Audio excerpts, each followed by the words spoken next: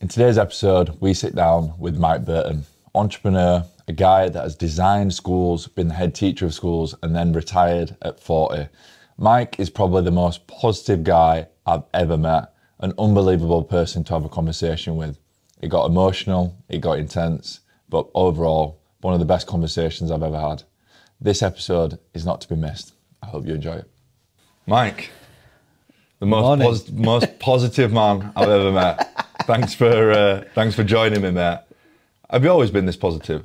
Well, I'll be honest. We'll have to start with morning, really, and because I get pulled up, and when I say morning, somebody, especially when I'm walking down the seafront, they go to me, "Don't you mean morning?" So I get shamed with my own saying. But one thing I say about that, when I say morning, people go, "Why do you say that?" And I'm like, it's double as positive. Yeah. Do you know what I say to you? So it starts momentum. Yeah. But no, when I get asked this question, why are you so positive all the time? And most will be getting straight into it is, for me, I know what the alternative is. And it's not a good place to be. No. So I need to work as hard as I can to be as positive as I can all the time, because if not, I know what the dark place feels like. I know what it feels like when the dark clouds come over. I know what it's like not to have a good day. So I genuinely believe, and that's why I get up early. I get up at 4 o'clock. I try and do all the things that work for me, which I'm sure we'll talk about. But it's that. So I work as hard as I can to be positive, because the world's going to come and smack you in the face in the morning. You know, it is. Life will. You know, it could be somebody passing you in a car, cutting you off. You know, it could be somebody getting found terminally ill. It could be something that's tragic, like happened to yourself. You don't know what's coming.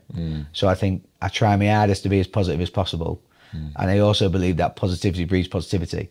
So if I'm positive, there's a better chance you'll be positive. Of course. No, it does, mate, and it does breed it. You know, the amount of times we've gone back and forth on Instagram, and you've supported me.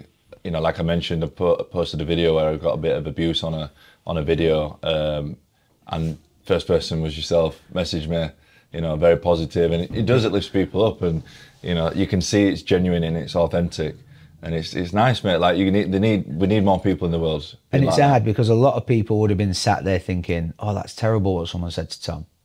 But how many of them was going to be brave enough to be able to go? Because at that moment in time when you're struggling, and I believe that when people say it's good to talk, but I don't really believe in it that much. I think you need to talk and take positive action. If you just talk, I think you're just offloading sometimes, and you just keep going round in a circle. Yeah. And that for me is, if I touch and feel something, I had to be able to go, if I'm the only person that reaches out to say to you, you're trying to change people's lives, you're doing something brave.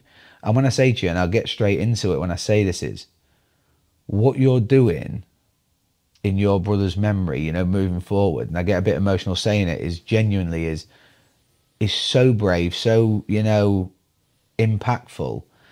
And I know what it's like. You have to relive that every time you share it to try and benefit someone else's life. So that's when I know that, you know, you give so much. So for somebody to be able to try and take that away from you, you know, you're only human at the end of the day. Yeah. You are. So, you know, hopefully that's seeing my big smiley face jumping out the sea in the morning going, "Mate, don't listen to those guys. You know, you're doing a fantastic job." Yeah, no, I appreciate that, mate. No, I do. Yeah. Thank you, mate. I do appreciate that. And it does give me a big smile on my face seeing your big head pop out the sea in the morning. No, it's brilliant, mate. I love it. I love everything that you do. I love your message. It's important. You know, like you said, if you can leave the world a little bit better than when you found it, then I think that's what we're put on the planet to do. Yeah. I think I always say to some people, and I say this to myself all the time, and it'll be something that I said to myself before I come in here today.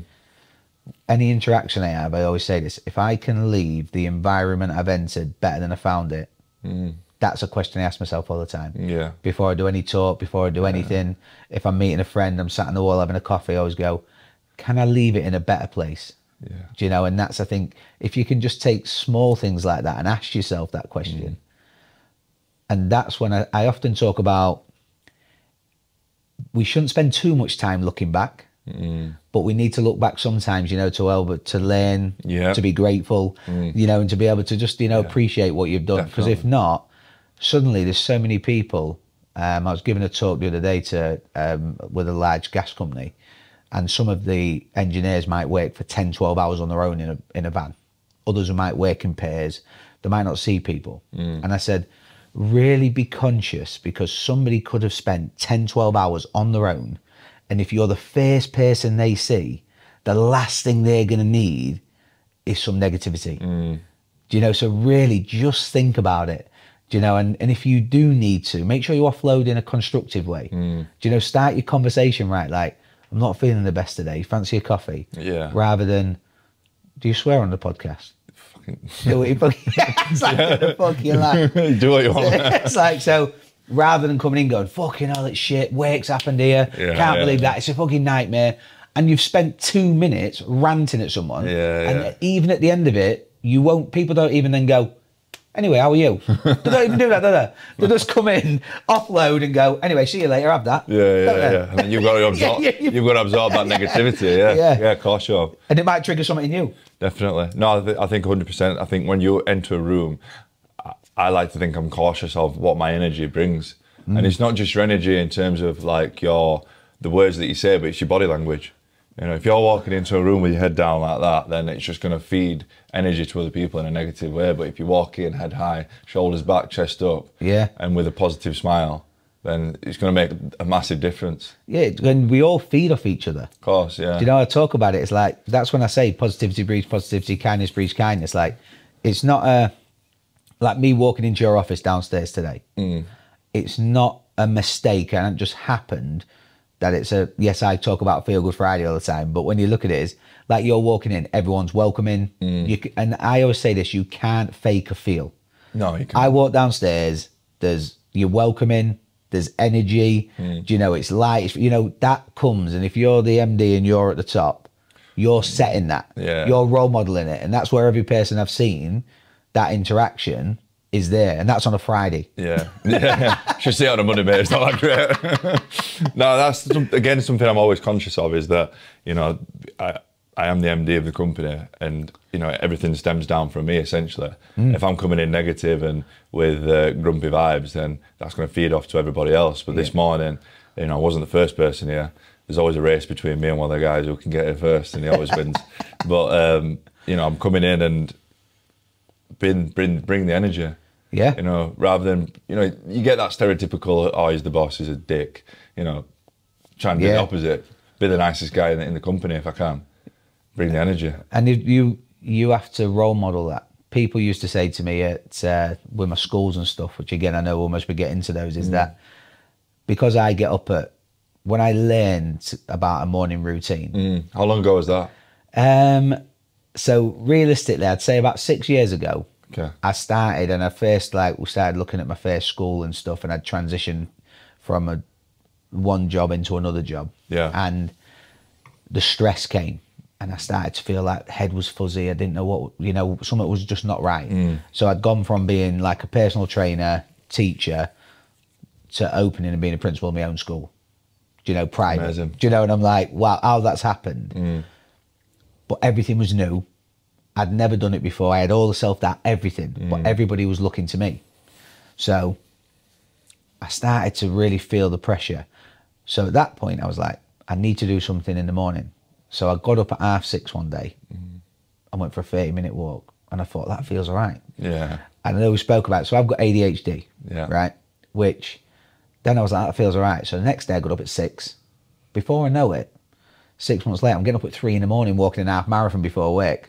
I'd obsessed over this, and it was like, but the problem was that wasn't being beneficial, because then I was like, though I was working through all these problems, I'd solved all my problems, but so I started adding this in, and then what happened is I managed to get my morning routine right, and which was, so then I got it to where I get up at 4 or 3:45, then I do some form of physical activity, which is great, and I learn this, and something I'll try and throw as many messages in this to people as possible. Because as much as I've learned, and when I look at this, is that when I realised I exercised, remember this, I've gone from being a personal trainer, strength and conditionist, doing things, trying to achieve things my whole life because I felt like I couldn't achieve anything. So I used to, and you'll must be appreciate this going to the gym yourself, is I used to chase numbers. It was like, how much can I lift? How many can I lift? How fast can I run? And the moment I realised that I was exercising because I enjoyed it for my mental health to set me up for the day, that took all the pressure off, because I'd get to the end of the, if you didn't hit a certain number, you felt like a failure. If I didn't run a certain pace or a PB, you felt like a failure. Do you know, when actually the PB, when I realised, was just getting up and turning up. And that was like game changer. So what I say to people is exercise for you, realize if you enjoy it, exercise for your mental health, part of your routine, the rest of it will take care of itself. That in itself, so if I walk in and I feel good, you really try and smash it. But if not, I just take it easier. But actually, I feel good every day because I appreciate getting up and exercising. But you got through the door. Yeah, that's it. So Which is half the struggle. Isn't it? Do you know? But then the problem is, why do most people stop? Yeah. Oh, because I'm not good enough. And guess what? If I was comparing myself to you, do you know what I mean? You've got an 8-pack, I've got a love cushion. Do you know what I mean? I don't know about now, mate. I've let myself go a little bit recently, trust me. That's it. So you could. That's the difference. You could clean your clothes on yours. You could fall asleep on mine. That's it. But that's what I say. So I look at it going, at those points, it's great. So I do that physical activity. Yeah. Then I like to be able. Then I learned about. Actually, I started cold showers and stuff. And then next thing you know, I got an ice bath. Love that sea, don't you? And then I jumped in the sea one day because I live on the seaside. I can't believe I'd done that. How cold do you think it is? Well, I know because actually now it's about 10 degrees. Right. But when I was going in December walking across the snow, yeah, so it's -3 outside, but it's still only about 4.5, 5 degrees in the water, which is cold. Yeah, the ice bath, one of the gyms I train at, the ice bath in the change room, that's 5 degrees. Yeah. And you feel that. You know about it. Yeah. But imagine doing it 5 degrees with a wind, it's -3. So it's when the water's warmer. When you're getting out, it just kills you. But how good do you feel after it, though? I always say this, and I'm not religious in any way, but the person that walks in the sea ain't the same person that walks out. No. It's a bit like you. The person that gets in the ice bath, anxious, apprehensive, shitting himself, thinking, you get in, and when you get out, the feet, you can't, I always say, I was saying to somebody this morning, you can't explain that feeling until you've done it. I encourage anybody to do it. Yeah. But if not, if they need, and again, I'll throw loads of these in, is if you're listening to this and you're thinking, where do I start? Literally, have your normal shower and then literally turn it off 10 seconds. 10 seconds day one, then 20, then 30, get up to 2 minutes, you've cracked it. If you can just happy with that, do 2 minutes a day for the rest of your life, you'll feel the difference. 100%. And if you really enjoy it, now I don't even get my ice bath out at home. Because there's such an adventure getting in the sea. Now when I'm going in... How far away is it from your house? So I live near the seaside, so it's literally... It's 10 minutes from the gym and about 4 minutes from my house. So, you know... A 4-minute walk? 4-minute drive. Oh, yeah, because I have to have... The thing is, I've had to schedule everything in because when I go... This is when we talk about... People see me posting positive messages now and they'd look at it and think, like I don't have any videographer, no editor, no nothing. Literally my day goes... Get up at 4, pick my Big John up. He's like the cameraman. Everyone goes, when I put John. Big John is there. He goes, he hates being on camera, but he holds it. Yeah. He has to walk in the sea with me to hold it. That's it. So I think when Sky News came, they appreciated. He was in waders up to here in the sea with me. Big John comes in his oddball pants. You know what I was like? There's a bit of a difference here.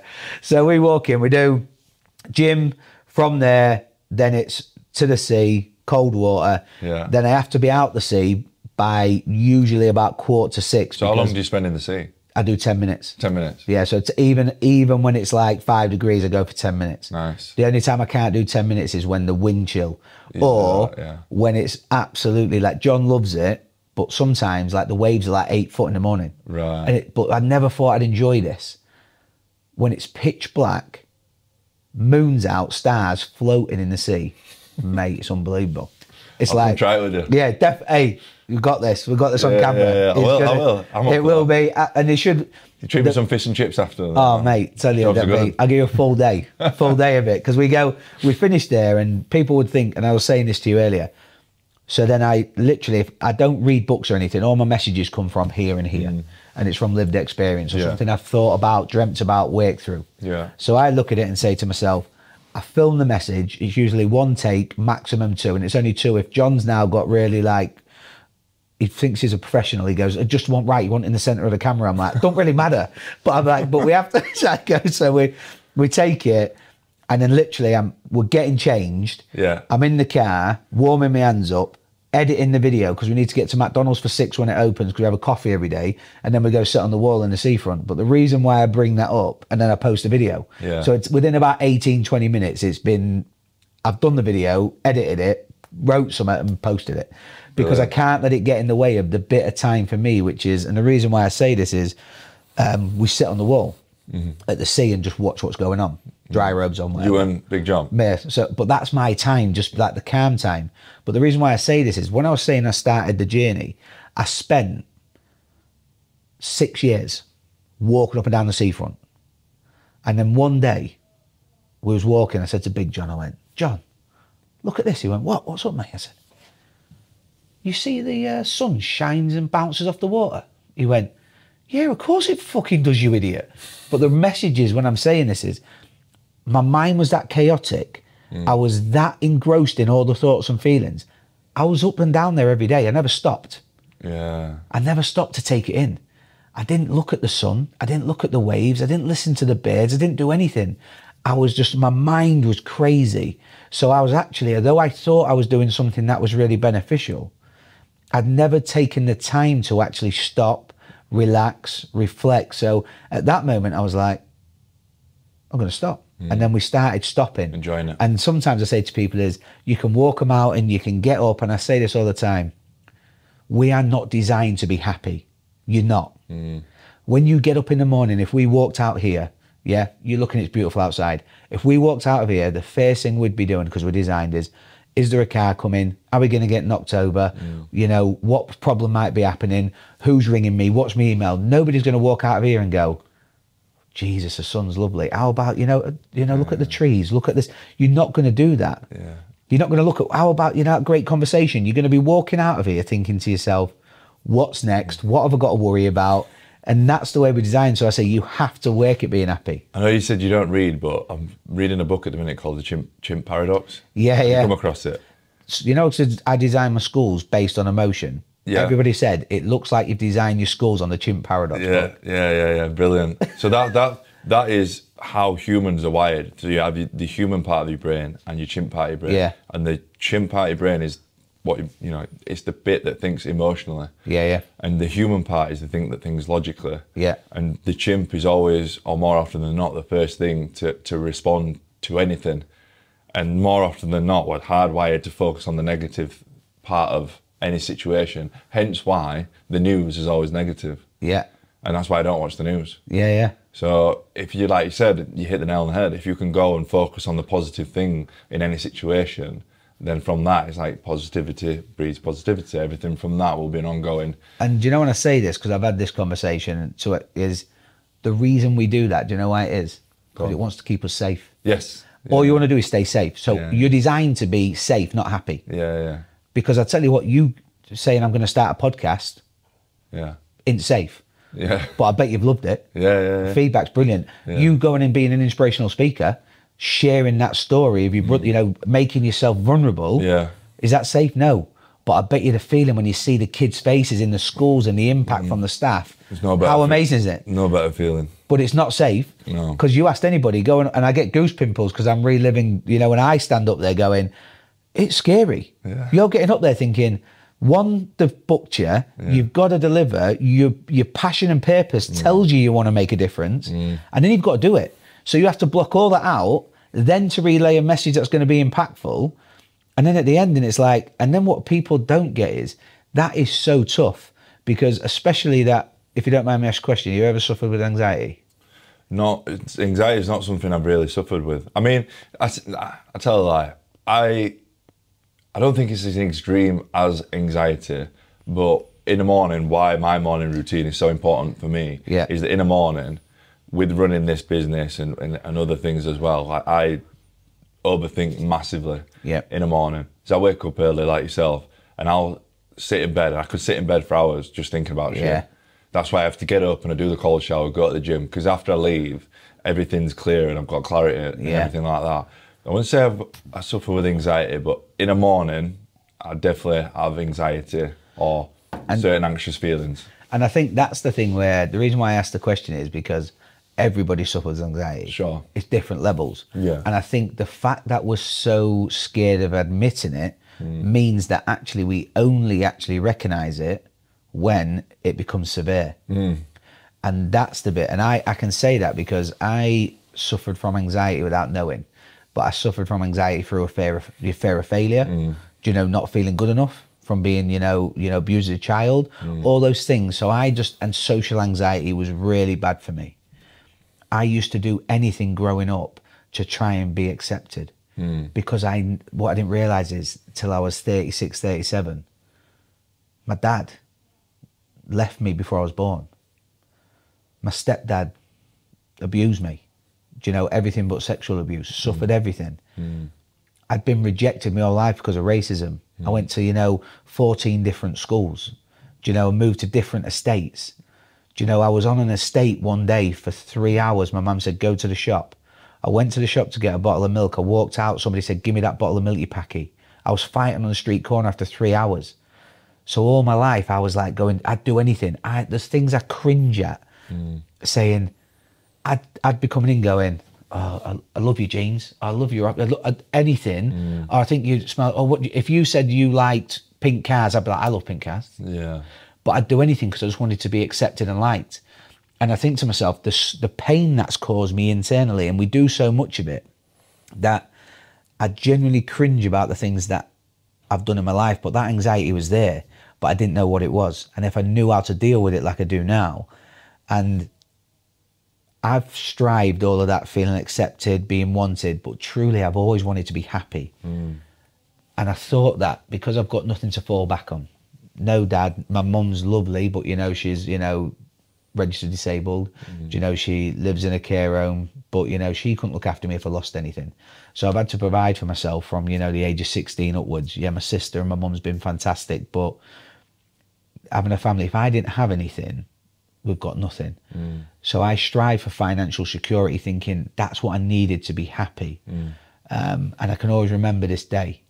And we'll talk about it in a moment, but I managed to design my own school for kids like me. Kids from broken families, ADHD, learning difficulties, social and emotional mental health. And I banned the word behaviour. I didn't believe in it. It was all emotionally informed. I looked after them as children and people first.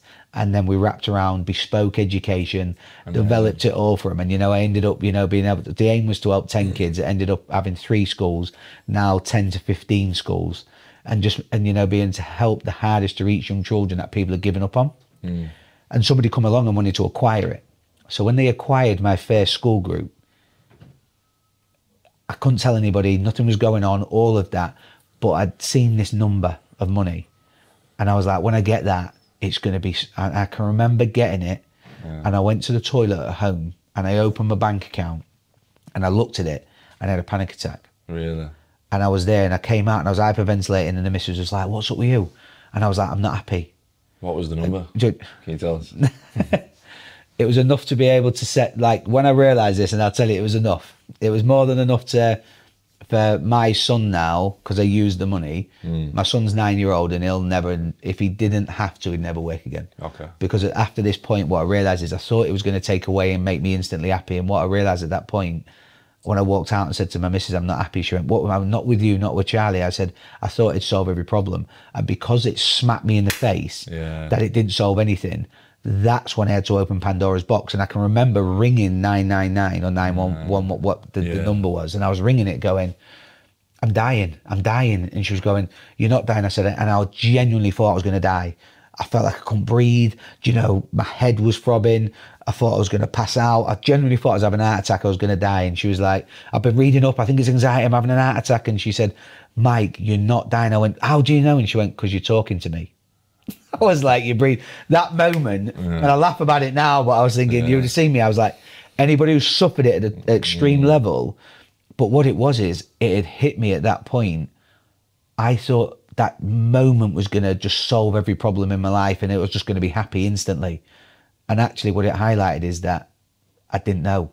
And that's when I started therapy, started delving into it. And I say this, and you'll most probably appreciate this, and people who are watching this. Opening Pandora's box is one of the hardest things you'll ever do in your life. And it'll be one of the best things you'll ever do. Because being self-aware is dangerous. Because when you know what thoughts and feelings are, when you know you're anxious about something, when you know you're not serving yourself, when you're doing those, you're aware of it. Then can either put you in this plane where you can take all the positive steps and feel amazing, but you also know why you're struggling. Which when you're aware of why you're struggling and you're not doing the things you should be doing, it hits you even harder. So people think it's great on a personal development journey, but for some people it's a lot easier burying their head in the sand. And I know this because when I was selling the business and I couldn't tell anyone, for over 300 days, genuinely, I'd get home because I had to do the job of running the school, all the safeguarding, as well as this sales process, the due diligence and everything, whilst looking at 55 members of staff every day, lying to them. because I couldn't tell them. How old were you at this point? 36. So I was 36, so 4 years ago. So and I used to go home every night, and for over 300 days, I had at least 4 or 8 bottles of Peroni and a pizza. Not because I was an alcoholic. It was the only way I could do something to be able to switch myself off, doing an action that would just calm my brain. And that was it. But I'd still then get up every morning and I'd literally fill my cup up, go to the gym, do all the things to survive the next day. Wow. But if I'd have known them things wasn't saving, weren't doing it, but the only way I could numb it was to be able to do those things that I knew in my head that I enjoyed. And when I say enjoyed it, I enjoyed it because it distracted me. And all those few beers did, and ordering a pizza for a 3-hour period, was distracted me enough to calm my brain to survive the next day. And then the moment I went from that was like absolutely, when I opened Pandora's box, I turned around, I did make a mistake because I gave Charlie all my money. I bought him, I made an affordable housing trust. So Charlie like owns houses, but what we do is we take the houses, we future-proof them for 20 years.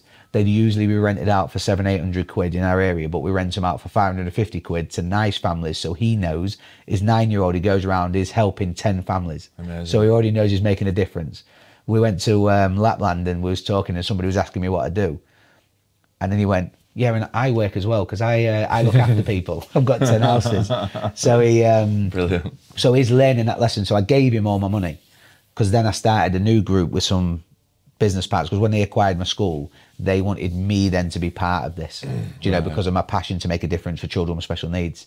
So then we went from having my 3 schools to then having 10 to 15 schools around the country, opening them up to, and that's when I said to myself, I set myself a goal then, because I knew money didn't make me happy and I needed a purpose. So I said, when I can help 1,000 children with educational special needs in care, they've been let down by the families, let down by schools, got ADHD, learning difficulties like me.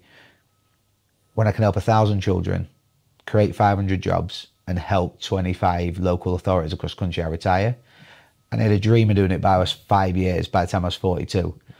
And then when I was 39, 11 months and 2 weeks, the final school opened. And I walked in and the shareholders and bosses, and I went, look, I'm retiring. And they allowed me to do it. They thought I was crazy.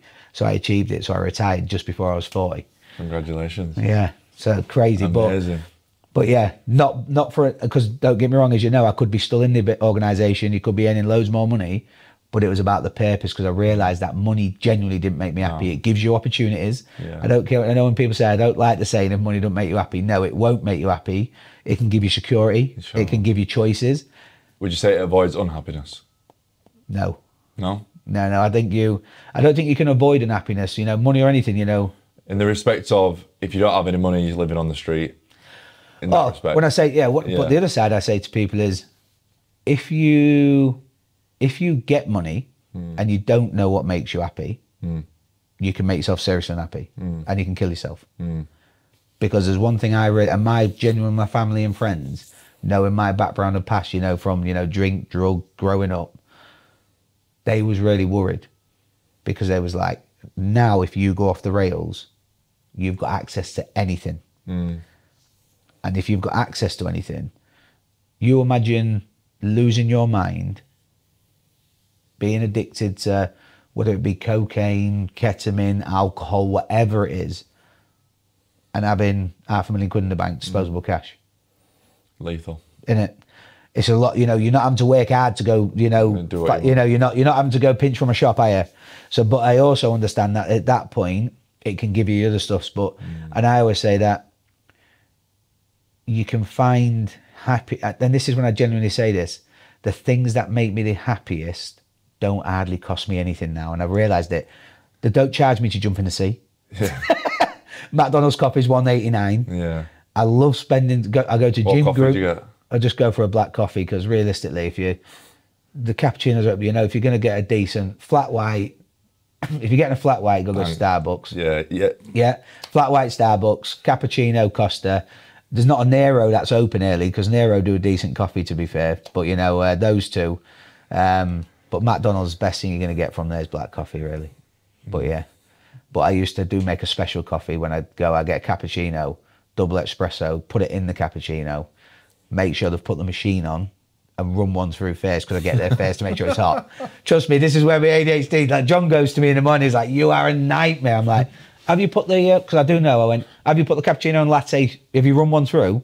Because I know how they work. And if they aren't, they're like, oh no, and I'm like, because I don't want a lukewarm coffee. Do you know, like, you know, when people, yeah, that's it, but no, that's, so yeah, the power of all that, and I say to you, man. I know what you mean though with when you're in a bad place and you get access to money, that's when shit gets real. That was the exact same thing happened to my brother, because he was in a bad place, very insecure, and then he got a lot of compensation from an accident that he had. Oh, okay. So he was 18 years old, very insecure. He was already dabbling in ketamine, and then he got 50 grand. Yeah. So then he had all these issues, all these problems, and he had access to 50 grand. Yeah. Which, what was that, nearly 10 years ago? It's a lot more. 50 grand then is more than what it is now. Yeah, and ketamine's not an expensive drug. No, it's not. It's not at all. And when he passed away at 22, I think even a year before, I said, how much of that money you got left? He went, none of it. And especially when you've got no outgoings. You know, you live at home and you've got no bills, you've got no responsibilities. It's a lot of money just to fucking piss it up the wall and blow it in it. So. And I think, and that's when I said this to you, I genuinely, for you to be able to talk about it, and when I say this, and I might be wrong, but correct me if I'm not, you'll never be okay with it. You're never going to get over it. And this is when I say to some people is, I have a thing on happiness, and I hate it when people say you'll get over something or forget. Like, I genuinely believe this. Never forget the people you've lost. No. Don't worry if you're crying, because you're crying happy tears. Remember them, have conversations with them.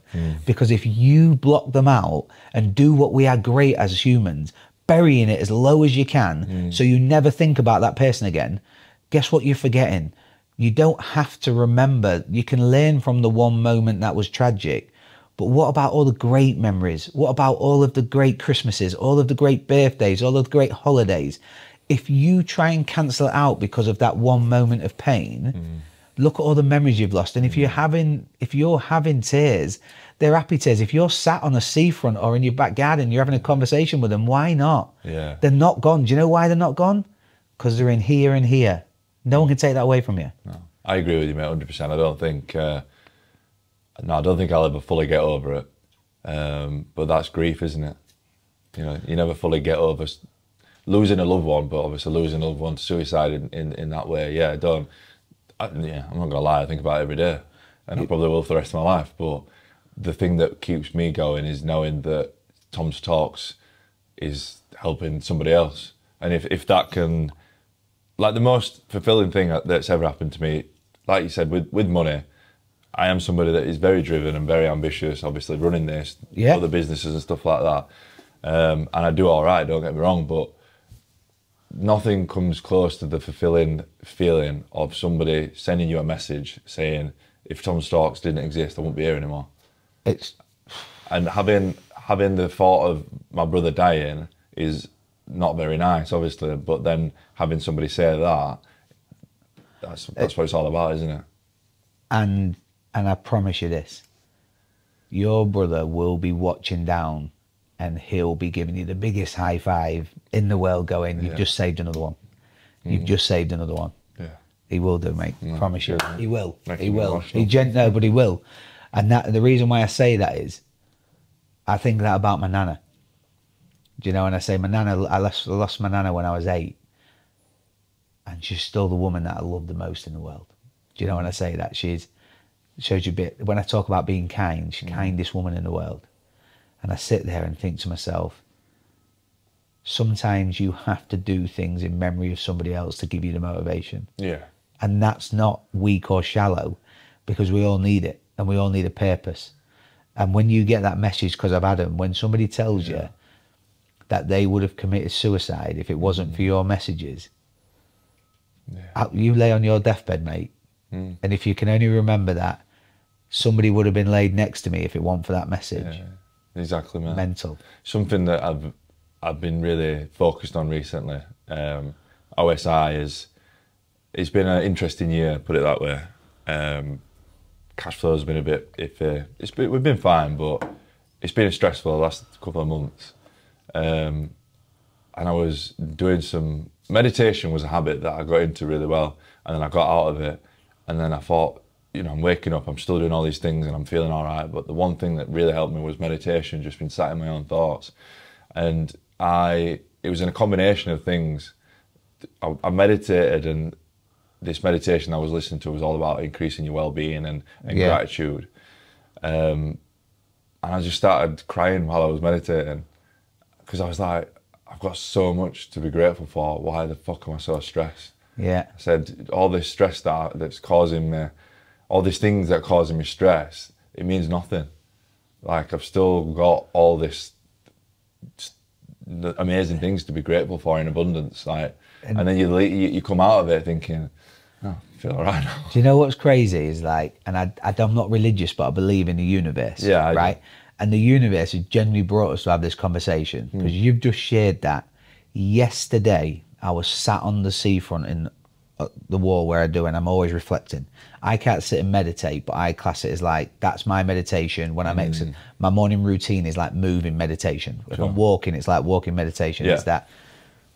And I said this to myself, and this is really strange, that you've listened to that, you've done your meditating, like guided meditation. Yeah. I literally said to myself yesterday when I was sat filling my car up, waiting for somebody, I thought, do you know what the best form of gratitude for somebody who's struggling is? Forced gratitude. By genuinely sitting there and speaking to yourself and going, fucking how dare you feel like this when your best mate's dad is dying of cancer, when somebody you know's just lost their mum, when someone's lost a job, when someone can't feed themselves. How dare you think like that? Appreciate what you've got. Be grateful for that fact, mate. You're going to walk into your 9-year-old son who's going to shout morning, morning in the morning, and you're going to go to your football tournament. And you're worried that somebody might have give you a negative comment, or you might not get booked for a talk, or, you know, you might struggle with a relationship in some respect. Be grateful for what you've got. 100%. And I think sometimes if you're one of those people who are so negative, you need to look at it in that way and smack yourself in the face. Somebody smack yourself and go, think of somebody, and if anybody's listening to this, if you're really struggling and you are down, stop, write the 5 closest people to you, down on a piece of paper, and write the worst thing that's happened to them in the last year, and rank your life against that. Because when I feel bad, and I'll be honest with you, and I felt a little bit anxious or a bit lost, I'm seeing my best mate John in the morning, whose dad is dying of cancer, and he is his hero. He lives and dies with his dad, and he's going through that, and I'm seeing him every day. So how the hell can I say and moan about anything? Do you know what I mean? That's it, mate. I think going back to what you said earlier, I think that's super important, by the way. But what you said earlier is, if you're somebody that is a negative person, and maybe you don't want to be, I think the first thing you have to do, and you said it earlier, is just be self-aware. But that's the thing that I think so many people lack, is self-awareness. If you're not self-aware that you've been negative, then you're never going to change. But how as somebody that is very self-aware, how do you increase your own self-awareness?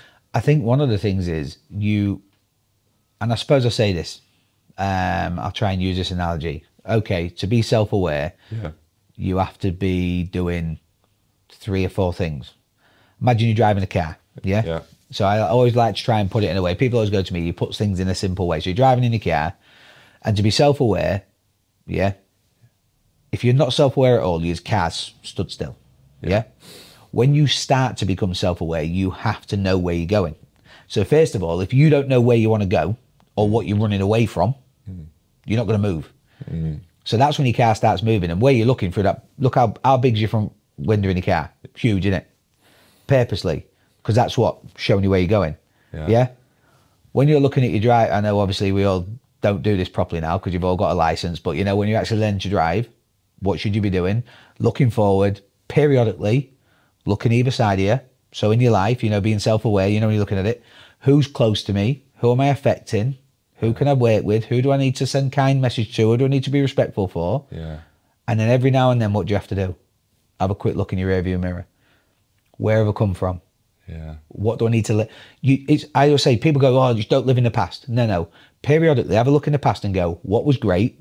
Let's do more of it. Yeah. What wasn't good? Let's do a bit less of it. What went really bad and what can we learn from? Yeah. And then we get back to looking through the big screen window. Yeah. Looking for that sunset. Yeah. Chase the sunset and every now and then have a little look to see what's around you.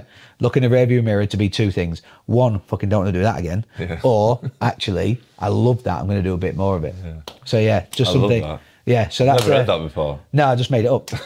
Genuinely, you know, when I say, that's my ADHD when I thought to myself, how do I put this in a way? Class. But yeah, so that's when I say that, and I'll most probably do something on that when I look at going. Yeah. And that's the easiest way. And it was just driving here today when I'm looking at it going. It's one of the reasons when I drive, I had to drive on the motorway today, where usually I drive everywhere on the A46 that way because I like to be around scenery and looking at stuff all the time. Because if you end up, like driving on the motorway is like having a fixed mindset. Don't have to think, do you? No. So your fixed mindset, I'm going to do me and that's it. 'Cause that's what a motorway does, doesn't it? If you go on the A46 on an A road, makes you think, doesn't it? Yeah. You've got roundabouts, you've got turn, you've got this, you've got that. Yeah. And that's what, you know, if you can live your life more like the A46, then you're, I don't know when I say this, but it is that the way of almost, you have to create little bite-sized opportunities for yourself to stop, think, reflect, challenge, celebrate. We don't do enough of that, by the way.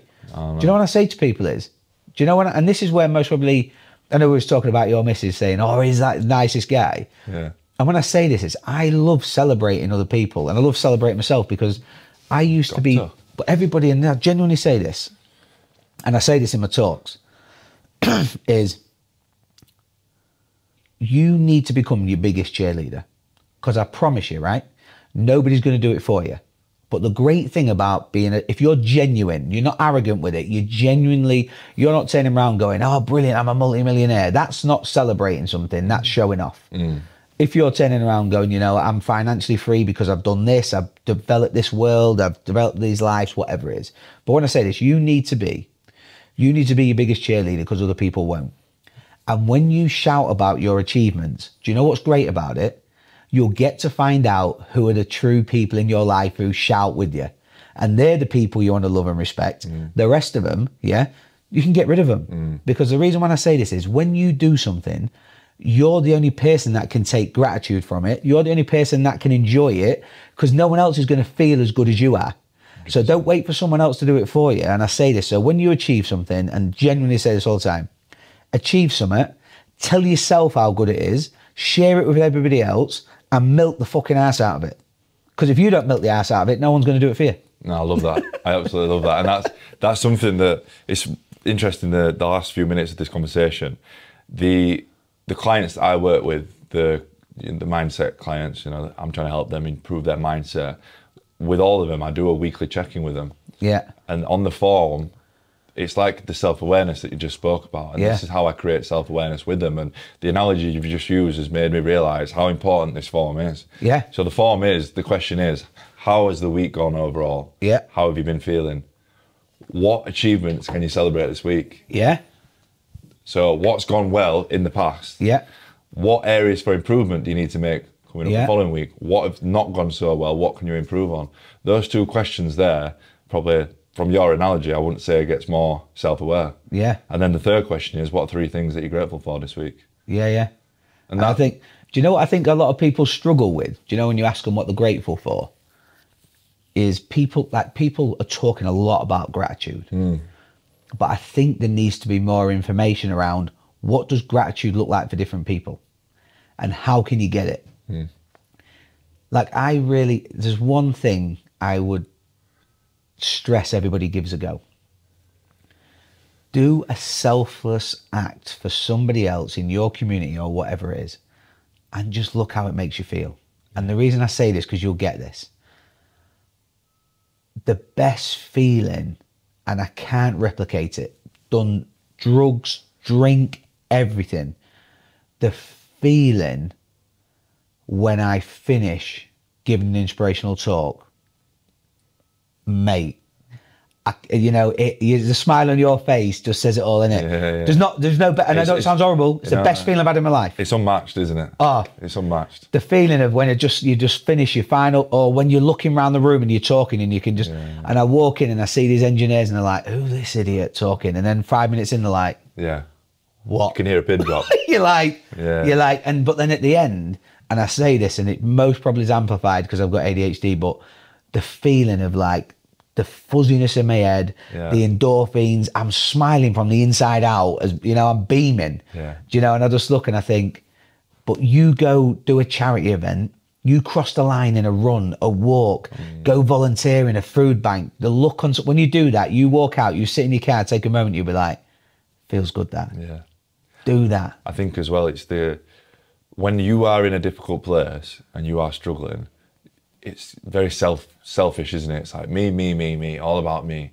When in reality, you think, well, what can I do for other people? And it fills your cup up. Yeah, of course it People does. don't realise. Yeah. Do you know what? And everybody likes to be like, prime example, I absolutely love the conversation of like, I don't send any messages to you at that point for anything in return.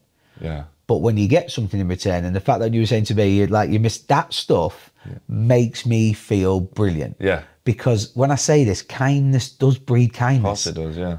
And then it makes people, because suddenly, like I walk around my town now, which is brilliant, and I've got people winding the windows down, shouting, morning, morning, smile, it's a great day to be alive. But the fact that they are doing that, they've got now a common person. They're going, like, I walk around, people call you Mr. Positive, Mr. Morning, when you look at it. What they're doing is, they're talking. Yeah. And if they're talking, then next step's going to be, did you see him in the sea at 5 a.m. talking about anxiety? Then we're creating change. Yeah. Because I can't make a difference on my own in this world. You can't. But genuinely together, you can create change. 100%. Talk to me then about life growing up as Mike. You briefly touched on it. It was a struggle by what you said previously. You've done this amazing thing with building a school, designing a school, being the head teacher. You've then gone on to sell it. What was it like growing up where you were from, and the struggles that you went through and the adversity to get to where you are now? Well, I'll try and condense this into a bit of a whistle-stop tour, but obviously, so I was obviously mixed race. Dad's African, mum's English. Dad left before I was born. Mum, single mum. My sister's older than me, so my mum was young when she had us both, before 20. So we ended up, living with Nana and Granddad for when we grew up. Right. Both amazing people. As I spoke about my Nana, the most amazing woman in the world. When I was 7 or 8, my dad, my mum moved us away with a stepdad. So at that time, I'd seen kids going to school and everything, and, seeing the dads pick them up, start taking them to footy, start becoming self-aware, 5, 6, start knowing what's going on. And then what was really tough is then we moved away to Great Yarmouth, Lowestoft, from our hometown, Grimsby and Cleethorpes. And it was all right for a certain amount of time, but then I found that he wasn't a very nice person, so we ended up living in a domestic household, a domestic violence household, for, many years. My mum tried to keep us as safe as possible, did everything she could, but, I can't explain the situation, but it was traumatic for us all. I didn't realise the scars that it had on me, growing up, going to different schools, moving different towns, up until the age when we came home and they finally separated after, I'd been assaulted and we got an injunction, so we actually got away from him. He still tried to terrorise us from afar, sending hate letters through the post, unbelievable acts of violence, towards us. And then I started to try and rebuild my life, but, I'd not been accepted. So at this point, you imagine, we're not in a diverse world we lived in now. I'm only 40, but you go back 25 years ago, it's a totally different ball game. I was one of the only mixed race people on my estate. I was fighting all the time. I was trying to be accepted. After 6 months of that and the estate, from being like 13, 14, I actually got accepted into like the gang. Where I was? Which was the worst thing but the best thing to happen, because the first time in my life I felt like I was part of something. I felt like I had proper friends, but realistically I was doing anything just to fit in. And I didn't realise that at the time, but I'd do anything. So I was doing everything from delivering drugs, taking underage drinking, joyriding, stealing, everything, not going to school, you know. So you imagine at this point, my educational journey, I couldn't read and write properly. And at the age of like 16, I had like a life, I was either going to go to prison, you know, or go to college. So at that point, I decided that, you know, I'm off to college. I got rid of every single friend I had no friends, and I walked through the college door. And when I walked through the college door, I can remember looking for a course that wasn't going to involve reading or writing, because obviously I couldn't. So I went to do a sports course. At that point, when I did the sports course, and I went there and I went to enroll. And as I was enrolling, they passed me the enrollment card. So anybody listening will know what that is, because they've signed up for a college course. And we kept passing it backwards and forwards. And then the guy said, "What's wrong?" And I couldn't read the enrollment card. So I couldn't read the enrollment card properly to get into college. So I had to have help filling it out. So I started on the lowest level course you could, entry level 1. So I started college learning to read and write, you know, starting on the lowest level, which is like primary school, by the way. Anyone who's got kids, you know, you're learning to read and write 4 or 5 letter words, you know, going through that. Absolutely one of the most embarrassing times of my life, you know, and I couldn't do that. Because you imagine I've gone from being this hardened person, you know, drugs, fighting, to then walking through a door, feeling this big, no friends, having to restart your life, because it was either go down that route and end up in prison where some of my friends are, do you know, now, do you know, or try and change my life. So I did that. And then I went through that stage of my life, and then ended up passing my entry level course, learning to read and write. And then I had my first job interview, and it was my last one. I've only ever had one job interview, and it was for a trainee gym instructor's job. And it was at the college. I was 17. And I ended up and everyone walked in, and I don't know whether you remember, but there used to be things called like record of achievement. So I used to have those, and it's what you had your certificates in. Obviously, I had nothing. So there's people turning up with that. I had nothing there, but I managed to get the job, and I shared it with someone. So my first ever job was a training gym instructor, 4.5 hours a week. I thought I'd made it. And I loved it as well, because I went in, I'd been helping out. So I walked in. Obviously, I told everybody that I was a gym instructor. Obviously, all the birds, and that was like, I'm a gym instructor now, I'm not training. Give it a big one. And I earned like 200 quid a month. And the only thing I was bothered about, and I'm still the same now, is new pair of trainers. That was what I wanted, you know, and then, you know, some food. So you got fresh trainers on that. That's it, the 2 things. So I've got fresh trainers, I love food. Nothing's changed. So then I ended up becoming a gym instructor, passed my gym instructor's course, and then I ended up starting a personal training business, you know, from the gym, while still doing my other sports courses. And then they asked me one day, would you help, because I was working in the college gym, would you help get the people fit who's going into uniform services? So Army, Navy, police force. So I was like, took the fitness for that. Loved it. And then one day a guy come up to me and was like, would you fancy being a teacher for the course you started on? Entry level sport. And I was like, me, working with kids, I'm a scumbag, no chance. And then it was like, well, 17.5 grand a year. I was like, I'll give it a go. So literally overnight, I'd got this job as a teacher. Amazing. On the course where I first started. So I spent the first year doing what everybody else did, because I didn't know what I was doing. So I spoon fed them the answers. That's what it was. Spoon fed the answers. There was the waste kids, youth offending, all the kids like me, disengaged, didn't go to school. They went to college because they had to. So they did that and let them play footy, just to try and keep the peace. Just what everyone else did. And after a year, I was like, this isn't changing these kids' life. That didn't help me. So I asked, could I redesign it? So they went, yeah, do you know what you're doing? I was like, no. So then I sat, and I didn't realise already I'd started to become a self-reflector, but I didn't know. So I sat there and I realised everything I did was about emotion. So I sat there and I didn't know I was doing this at the time. I thought, what would have helped me? And loads of words and writing wouldn't have helped. So I took pictures and videos of all the kids and what they did. And I created their English, maths, all their education around them. So they watched themselves in videos and pictures, and everything was actually engaged in it because it was about them. So, because I believe this, nobody will ever remember what you say to them. They'll only ever remember the way you make them feel. And because they saw themselves, they felt included, they engaged. Next thing you know, 100% achievement, all learning to read and write, off youth offending, changed it. After 3 years of doing it, the head of teaching and learning and stuff at the college was like, what's going on here? How are you doing this? And they looked and nominated me for a national award for being a positive role model. Amazing. So I was like, at the time, I was like, brilliant, but I've got this massive thing about self-doubt up until most probably, I still have it now and I'll always have it, but you know, up until most probably 2 or 3 years ago, it was like, I thought I'd fail at everything. So when the guy come in and went, "Oh, I've nominated for this award," I was like, "What you done that for, you idiot?"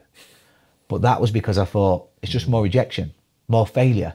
Yeah. But then you walk out and you think to yourself, "Oh yeah, be pretty cool though, wouldn't it?" And it was like 7,000 people's been entered. I was like, "For fuck's sake." So then we turn around and he goes, "I made it to the last 200. You had to send all your evidence off of what you did." And then I made it to the last 3 for the National Equality and Diversity Awards. I didn't realise it's all recorded TV, you know, celebrities there. I had to go to Manchester, the Midlands Hotel in Manchester. And then when I got there, they was telling me where David Beckham and Victoria Beckham first date and all that. I was like, but I was thinking, what am I doing here? Yeah. So I've gone from a scumbag to this award ceremony, and I walked in with the people from college and they went, "You're in the VIP area." And you might remember this, it was when the Paralympics was here and The Voice had just started and all the celebrities and people was in there, all the Paralympians, all the medal, everybody was in there. And I was like, what the fuck am I doing in here? What am I doing in here? And I was thinking, because there was two people in my category. One of them was Asian Businesswoman of the Year and the other one was a guy who went round in Leeds. He was in a wheelchair, spoke for his foot, you know, voice activated. He made a platform, a forum for people the same condition as him, so they know where they could go. And I was in love with him. I thought, you're amazing. Yeah. Guaranteed to win. So when I saw him and his mum and his carer, I was like, just beeline for him, just said, "You're amazing, love it." I remember his name, Luke, now. So I did, obviously dead nervous, so I did exactly what most people would do. I got pissed on the free wine. So I sat there, and then the Microsoft's the head sponsor. You know, I didn't realise big screens everywhere. And then the director of the Open University comes up, my award comes up, and I'm like, yeah, sat there. And he goes, "Through the power of education." Bearing in mind I'm the only one doing education, I was like, I've won this. So then the cameras turn around and come to me and go, and they just see me go, "Fucking come on, it's me." everybody. But I've come up on the big screen because they know I'm winning, but I don't. So, you know, everyone's laughing because they've seen me come up. And I had no speech, no nothing. Genuinely never thought I'd win. When was this? How old were you? 26. 26. So I was 26, and at that point I finished. I shouldn't have done this, but, you know, I can say it now because obviously I own special needs schools. Is my opening, like, 'cause I can't remember what I said. You know, I was waiting to blare. Yeah. Stood up there on stage. And the first thing I said is, bearing in mind I'm in a quality and diversity room, special needs, disabled, everything. I was like, I feel honoured to be in a room with so many special people. I've been ripped for it ever since. The people there had laughed with me, but they understood what I meant by it. But then after I'd finished, I was like, couldn't believe it. Yeah. And then Microsoft reached out as the head sponsor because of the judges. The judges of the awards was like, you know, proper high level. They said, "We love your story. Would you come and speak at Microsoft at our leadership and quality and diversity team?" And I was like, what the hell? And I got a email from the director of equality, leadership and diversity. And it said, "Would you come and talk?" And I was like, yeah. I said, "Oh yeah, definitely." Do you know, I was like, it'd be brilliant. Didn't know anything else. And they sent us stuff who was saying great. And then they started asking stuff about fees and stuff. And I was like, fees? Obviously, I don't know. As a speaker now, you know. Yeah. And I was like, oh, no, you just asked me to come talk. Yeah. So I'm like, looking, I must look like this absolute idiot. So I'm sat there. Then the next thing comes through and goes, "Great, lovely, all booked in this date. Do you want to send your stuff through for the auto queue?" And I replied, "What am I queuing for?" Genuine. Why would I know what an auto queue was? Now I know what an auto queue is. I don't know what an auto queue is. What is it? Do you not know? No. So, you know, when you see him on telly, and this is how you know because you just speak from the heart. Yeah. Do you know the clear screens? Okay. That they come up and so you can't see the words, but they can see what they're saying. Oh, sorry. So this was the level. This was the level of the gigs that people was going and doing it. Right. It was like, you know, so I was did you like... end up charging them then, or did you do it? No, because I didn't know anything about it. So I just went, drove down in my little Vauxhall Golf with my little white Ralph Lauren shirt on that I wore for anything that was important. Do you know, and I walked in and there was 2 other inspirational speakers, both proper like TV. One of them actually got sent down to jail because she was a head of a charity and robbed it, but she was like, she was on GMTV a lot. She was like top level speaker. And then there was me. So I went up and everyone spoke, and obviously they turned up. Even when I got there, they was like, "You got PowerPoint, you got stuff?" I was like, "No, you just asked me to speak." So I've turned up nothing, just me. Imagine Oxford Street walking like, "Oh yeah, brilliant." What did you speak about then? I just thought they just wanted me to talk about my life. Yeah. So at that point, all I'd done, that was my life up until then. So I got up, spoke about my life up until then, getting the award, done. Everything I'd done. everyone stood up and gave me a stand ovation. Amazing. And I sat down, and the woman next to me said, are you an inspirational speaker? I was like, no, I ain't got those gimmicks and, you know, stuff. She went, no, you are the gimmick. You need to share that story. So then I decided I'd try and share my story to inspire kids in schools. You know, because I had one day off a week. So I worked at the college and I did those bits, and I thought I'll just go chat to some like hard to reach groups, just like, you know, nothing, not inspirational speaking, just go and speak to your offending groups or whatever. You know, not as anything to do with a job. Didn't even know like speaking was a job. But I just had a day off, so I thought I'd see if I could do it. Then I ended up getting booked up for 2 years straight. Nice. But it was the local authority had booked me to go work with the hardest to reach kids. So not necessarily going and giving talks, it was working with hard to reach kids. So I ended up changing, working with the organisation that was struggling to work with kids and just helping them. And after that, one of the organisations I was working with said to me, would you come work for us? And the reason why I'm sharing that bit is because I tried everything to sabotage it. Because I was on 30 grand a year at the college. I thought I'd get found out at any point. I've got my job and my life. If I got on 30 grand a year, I thought I'd made it. Where I lived, you know, from where I'd come from, still couldn't read and write properly. You know, I was safe. So I said to them, right, okay, I was like, I didn't want to look weak and stupid, you know, as you would. So I sat there and I said to the guys from the private school who wanted to open a school, I want a full-time wage for 4 days a week. And I went to the college and said, I want half my wage for doing 1 day a week and 2 nights. No one's going to agree to that. You know, they both said yes. So overnight, I had no choice. My life changed overnight. Yeah. So then I had to go to this place because they wanted to open a school. So I was saying, oh yeah, I know what I'm doing. I didn't know what to do. So overnight, I'm principal of this school. That's not built yet. And, you know, so I'm thinking, what am I doing? And at the same time, because I scaffolded everything from a fear of failure, I had 5 jobs. So I was doing the college teaching. I was principal of a school. I was personal training. I had a health and wellbeing group and a charity. You know, I was doing it because I thought if one of them goes, because I thought at some point I'm going to get found out. That's where anxiety and insecurity takes you to that level where I genuinely was scaffolding it because I thought I was going to fail at everything.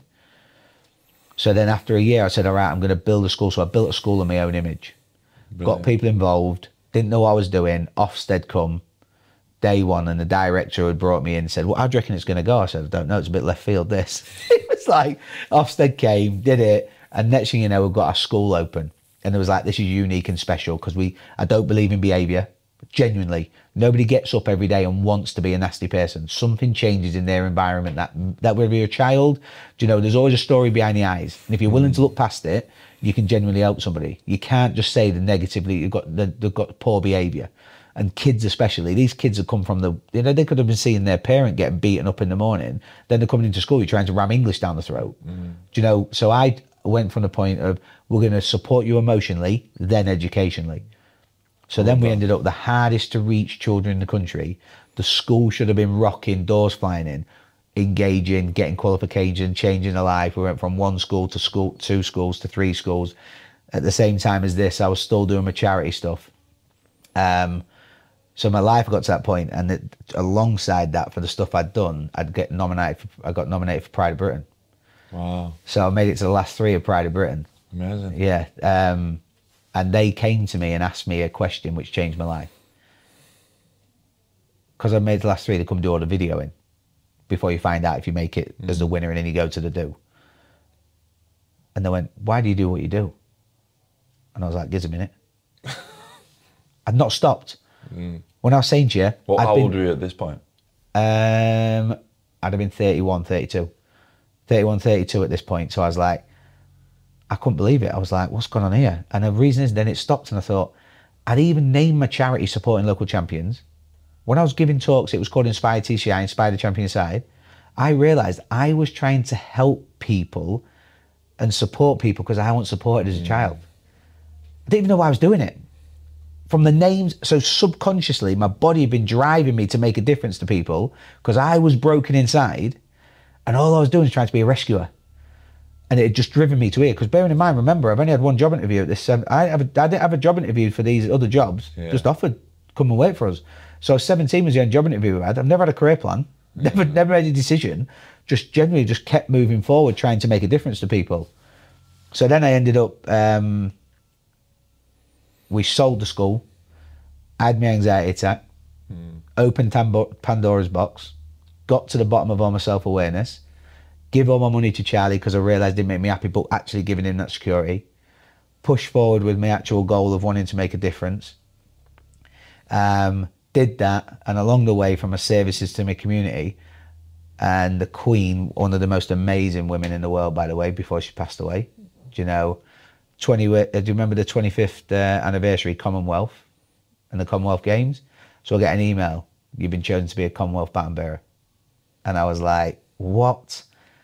Do you know, so then and I can remember thinking to myself, and when I talk about celebrating your achievements, I never celebrated any of them because I was so worried what anybody would think.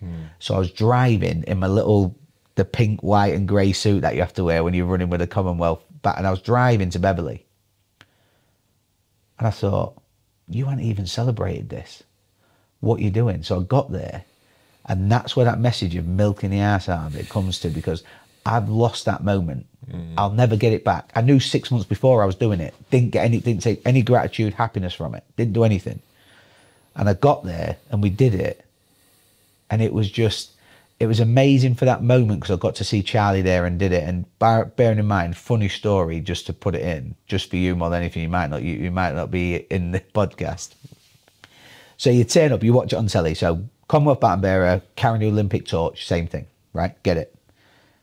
You see all the people either side of them that's running along to support them, you know, in like different colour stuff. Like everybody thinks they're all really lovely and it's people supporting. So we pull up in the car park, all the baton bearers there together. Great, get your briefing. This bus turns up, all the people. So I'm like, oh, these are supporters. They're not. They're Secret Service police. So you know the people you see, you know, next time you're watching the Olympics, they're not, they're people, they're security. So they're there going to you, right? So you're getting it going, you're running and going, like, you run from this point to this point. Don't leave the perimeter of the people at the side of you. Don't go see your family. You stop here, you hand it over this way, you do everything. So it looks like everyone's having the time of their life, but you are marshalled within an inch of your life while you're doing it. So all these people are not there to protect me. They're there to protect the Commonwealth baton that's been made in 25 countries. So they travel the whole thing with it. Wow. So I was like, obviously I thought, me being me, I thought there's no way in the world after what I'd spoken about, I was missing the opportunity. So you'll see a picture, I'll send you it is. So as we're running, I see Charlie, I run out of this, past the security, and they're going, you see the security guy trying to be like real nice going, come on, he's going like, get your ass back in here. So I run over to get a picture with my son. I thought, there's no way in the world I'm not doing this. We'll get the picture in. Yeah, it's like that going. So we did that, and then lo and behold, I still go to therapy, fast forwarding all of that. When I told my therapist that I was going to retire, she was like, Mike, you will go insane. You need to figure out something prior to doing it. You're ADHD, you need to be busy. You might achieve the 1,000, helping 1,000 kids, 500 jobs, 25 communities. You might achieve that. What you're going to do next, because you will fall off the end of a cliff. So that was the first time in my life I'm going to have to make a decision for myself. The other stuff was decisions, but there wasn't a decision I had to make because I was in control. It was all situational. So I turned around and I was like, went away to Tenerife 340 days ago. Well, it was 346 days because it took me 6 days because I was still getting up in the mornings. So I was walking up and down Costa Rica seafront going to myself, what are you going to do? And I was going, do this. But what will people say about that? All this negative inner talk. I couldn't come up with an idea because I couldn't shut out the negative self-talk. And then on day 6, bang, come to me. Who is Mike? And ask myself a question. Who is Mike Burton and why was he put on this earth? And it was it. Just want to make a positive difference to the world. That was it. Dead simple, literally, top off, bosh, in the sea, phone, first message, pop out the water, and I pin it to the top of my finger only because it's so shit. But coming out going, I want to make a positive difference to the world. If you want to help me, share my, and I'm rabbling on going to myself. And that, I said to myself, I'm going to send a positive message to the world every single day that I feel I've got one to send. Yeah. And that's going to be my mission. And I've sent a positive message for the last 340 days without fail. And I'm off back to Tenerife in 20 days. So I'm going to do my 335th message in Tenerife where it started. So I managed to do all of that, all of that in my life, retire at 40 to suffer everything in my life but sexual abuse, and then manage to help thousands of people from chat. Yeah, so crazy. Crazy journey. Yeah. Unbelievable, mate. It's I can sit with you, my friend, now. And that's what I say. And then we've gone to the point without even there's no ambition. Now I'm doing inspirational talks like yourself, helping to inspire other people, getting to jump on amazing podcasts, and then just, brilliant. Love it, mate. Some journey. Some journey. I always like to finish the podcast with one last question. If you could go back to 16-year-old Mike Burton when you were getting in trouble, delivering drugs, taking drugs, whatever else it was, what would you say to 16-year-old Mike Burton? I'd say this. I've got something written on the back of my arm in Arabic. It's not because I'm proud of my Arabic heritage. It's because I wanted something to mean something to me that nobody else could remember. And it's something my nana said to me who was 8, and we spoke about this. So when you think about it and it says, and this is why I got it put on my arm, it says, live for today, not for tomorrow. Live for what is, not what may be. Don't dream it, do it. My nana's name. That's it. Oh, I love that. And that's it. And when I say that, she was like, and that's the thing when I say to myself, live for today because tomorrow's not promised. I'd say that. Don't doubt yourself, believe in yourself, and don't dream it because you can achieve it. Mike, it's been a pleasure. Thank you very much. Thank you, my friend. Cheers. Thank you.